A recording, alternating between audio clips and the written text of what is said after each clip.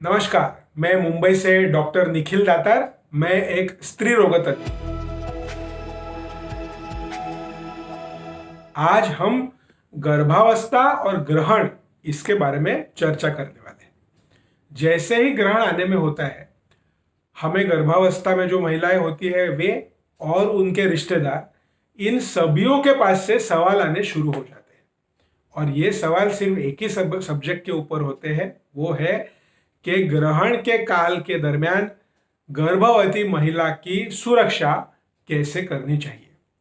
और इसके बारे में इतनी गलतफहमियां हमारे मन में है कि उसका कोई लिमिट ही नहीं है। ग्रहण के दौरान खाना नहीं है, पानी पीना नहीं है, संडास पेशाब को जाना नहीं है, कोई नुकीली चीज अपने पास में रखनी नहीं है, बाजू में भी रखनी नहीं है। कहते हैं कि नुकीली चीज बाजू में रखोगे तो पेट में जो गर्भ है वो बच्चे के होठ फट जाएंगे। सोना नहीं है, टीवी नहीं देखना है, मोबाइल नहीं देखना है, कोई चीज पकानी नहीं है। ग्रहण के पहले अगर पकाई हुई चीज रहेगी तो उसे फेंक देना है। नई चीज बनानी है। एक ही जगह पे बैठ के रहना है, किधर भी कुछ भी हिलना नहीं है, बाकी कोई कामकाज नहीं करना है। दरवाजे खिड़कियां बंद करके रखना है, बाहर से हवा भी अंदर नहीं आने देनी है। आपकी जो खिड़कियां है उसे काले कलर से ढक दीजिए ताकि कोई सूरज के किरण वगैरह अंदर नहीं आ सके। हमें तो एक महानुभाव ने ऐसा सवाल पूछा था। उन्होंने पूछा कि डॉक्टर साहब, अगर मैं टीवी के ऊपर ग्रहण देख रहा हूं तो क्या ग्रहण के वजह से जो दूषित किरण होते हैं वो टीवी के द्वारा मेरे घर में आएंगे क्या? ऐसे ऐसे सवाल लोग पूछते हैं कि सच में ही आश्चर्य हो जाता है। तो इसके लिए आज हम ग्रहण के बारे में बात करने वाले हैं और शास्त्रीय दृष्टि से ग्रहण का क्या मतलब होता है और उसके सच में कुछ दुष्परिणाम होते हैं क्या, इसके बारे में चर्चा करने वाले हैं। लोगों को ठीक लगेगा इसके लिए जो बोल रहे हैं वैसा करो, बड़े बुजुर्गों का ख्याल रखो, मान रखो, उनकी बात क्यों टालते हो। मैं ये सब चीजों के बारे में बात नहीं करने वाला हूं। मैं सिर्फ शास्त्रीय दृष्टिकोण से ग्रहण के बारे में विचार विमर्श करूंगा, आपके साथ में मंथन करूंगा विचारों का, और सच क्या है इसके बारे में आपको जानकारी दूंगा। सबसे पहले मुझे आपको बताना है कि करीब करीब 1996 से एक स्त्री रोग तज्ञ की हैसियत से मैं काम कर रहा हूं। जनरली हर साल में 2 सूर्य ग्रहण और 2 चंद्र ग्रहण होने की अपेक्षा रहती है। कुछ कुछ सालों में तो 7-7 ग्रहण होते हैं। आज भी 2020 में हम लोग हैं, इसका मतलब स्त्री रोग तज्ञ के हैसियत से करीब करीब मैंने 100 या 100 से ज्यादा ग्रहण देखे हुए हैं। और ऐसा कई बार हो चुका है कि ग्रहण के दरमियान कोई महिला आके उसकी प्रसूति हो गई है, उसको बच्चा हो गया है, और मैंने आज तक ऐसे समय में पैदा होने वाले बच्चे में कोई किस्म की खामी, कोई किस्म की कमजोरी, कोई किस्म की डिफॉर्मिटी मैंने नहीं देखी है। ना ही डिलीवरी के दौरान कोई गर्भवती महिला को कोई अनाकलनीय किस्म के कॉम्प्लिकेशंस हो गए, ऐसा मैंने देखा है। ये मेरा खुद का पिछले करीब करीब 25 साल का तजुर्बा है।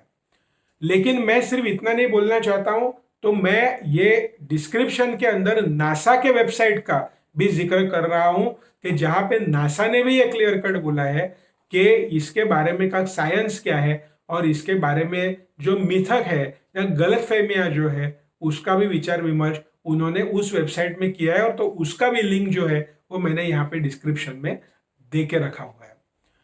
अभी आप देखिए, सूरज हमसे कई मिलियंस, करीब करीब 150 मिलियंस किलोमीटर अवे है ऐसा माना जाता है। चांद 385,000 किलोमीटर दूर है ऐसा अप्रोक्सीमेटली देखा गया है। हम सब ये जानते हैं कि सूरज है, चंद्रमा है और पृथ्वी है, ये एक लाइन में जब आ जाते हैं तो कोई समय के लिए सूरज जो है वो चंद्रमा से ढक जाता है और उसके वजह से सूर्य ग्रहण होता है, और उसी प्रकार से चंद्र ग्रहण भी होता है। तो बेसिकली ये जो सवाल है ये सूरज, चंद्रमा और पृथ्वी के पोजीशन का या स्थिति का मामला है, ये हम सब लोग जानते हैं।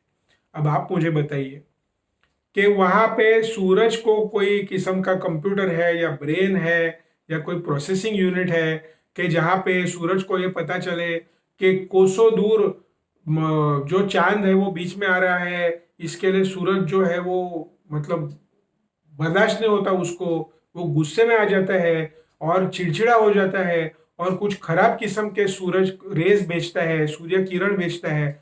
और वो चिड़चिड़ा है चांद के बारे में, लेकिन वो किरण भेजता है पृथ्वी के ऊपर। और वो भी किरण देखिए कैसे, तो वो किरण जो है वो पृथ्वी के ऊपर जो गर्भवती महिलाएं हैं, वो गर्भवती महिलाओं को ढूंढ के निकालता है और गर्भवती महिलाओं को जाके वो अटैक करता है। इसके अंदर कोई किस्म का लॉजिक नहीं है, ये आप भी आसानी से समझ सकते हैं। शास्त्रीय दृष्टिकोण से एक ही लॉजिक है, और वो लॉजिक जो है वो ये है कि सूरज को सीधे अगर आप देखने को जाएंगे तो सूरज की जो रोशनी है, सूरज के जो सूर्य किरण है, वो सूर्य किरण आपके आंख के अंदर के जो पटल है उनको जो है वो खराब कर सकते हैं, उन्हें क्षति पहुंचा सकते हैं। इसीलिए ज्यादातर हम सूरज को डायरेक्टली नहीं देख पाते। अब देखिए क्या हो रहा है, अचानक से चंद्रमा बीच में आ गया है, इसके लिए सूरज की रोशनी जो है वो ढल गई है। नेचुरली अब हम सूरज को सीधे आंखों से देख सकते हैं, और ये देखते देखते चंद्रमा तुरंत, क्योंकि चंद्रमा काफी स्पीड में चलने वाली चीज है, तो चंद्रमा तुरंत दूर होना शुरू हो जाता है और क्षणों क्षणों में सूरज के किरणों की जो इंटेंसिटी है वो बदल रही है। तो स्वाभाविक है कि देखते देखते ये इंटेंसिटी अगर बदल जाएगी तो अचानक से ज्यादा सूर्य किरण अपने आंखों के अंदर जा सकते हैं और आंखों के अंदर का जो अंतःपटल है, जिसे रेटाना कहते हैं, उसे क्षति पहुंचा सकते हैं। इसीलिए शास्त्रीय तरीके से, शास्त्रीय दृष्टि से हमेशा ये बोला जाता है कि अगर आप सूर्य ग्रहण या कोई भी ग्रहण देखना चाहते हो तो आप डायरेक्टली उसे न देखिए, आप उसे कोई भी किस्म के काले गॉगल के जैसे स्क्रीन के मार्फत से देखिए, ताकि ये रेज आपके आंखों तक नहीं पहुंचे। इसके अलावा दूसरा कोई भी शास्त्रीय सत्य ग्रहण के संबंध में नहीं है। अब लोग ये कहेंगे कि आप ये चीज बोल रहे हैं, लेकिन कई सालों से, और सिर्फ भारत देश में नहीं तो पूरे दुनिया के अंदर इसके बारे में चर्चा है। लोगों के मन में इसके बारे में जो कुछ भी भावनाएं हैं कि ये शुभ नहीं है, अशुभ है, तो ऐसी क्यों है तो उसका जो है कारण वो बहुत ही सिंपल और स्वाभाविक है।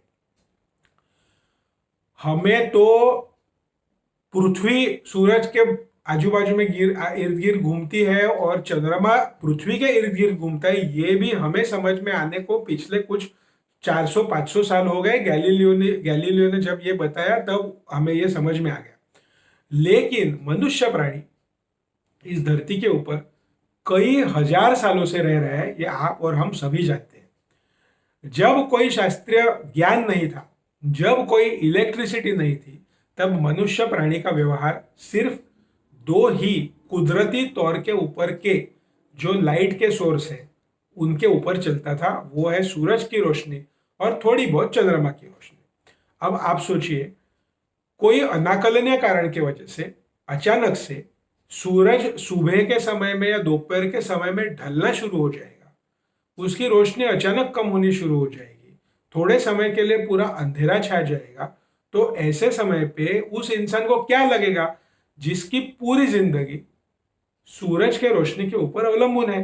तो स्वाभाविक है, तो उसे ये अशुभ ही लगना अपेक्षित है, और एग्जैक्टली वैसी चीज हुई है।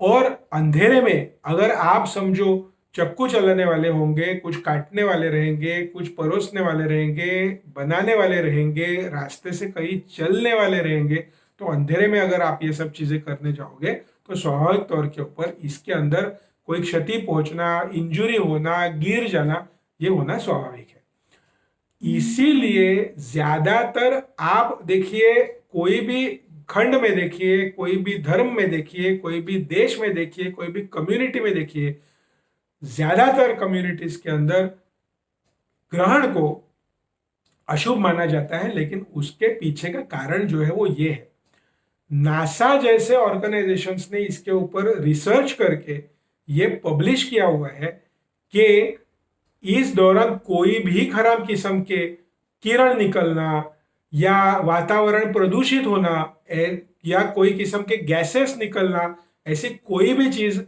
ग्रहण काल के अंदर नहीं होती है। और उन्होंने वो लिखित स्वरूप में भी दिया हुआ है। इन शॉर्ट, मेरी आप सबको ये विनंती है कि इसीलिए ऐसे गलत फहमियों में मत रहिए, शास्त्रीय दृष्टिकोण से विचार करिए। और जो प्रेग्नेंट गर्भवती महिला है उनको इतने लंबे समय तक आप खाना नहीं देंगे, पानी पीने को नहीं देंगे, एक ही समय के ऊपर बिठा के रखेंगे, उनको पेशाब भी जाने को आप अनुमति नहीं देंगे, तो ये ज्यादा क्षतिपूर्ण हो सकता है, ना कि ग्रहण। तो इसके लिए इन गलतफहमियों के शिकार मत बनिए, शास्त्रीय दृष्टिकोण से सोच विचार करिए। धन्यवाद।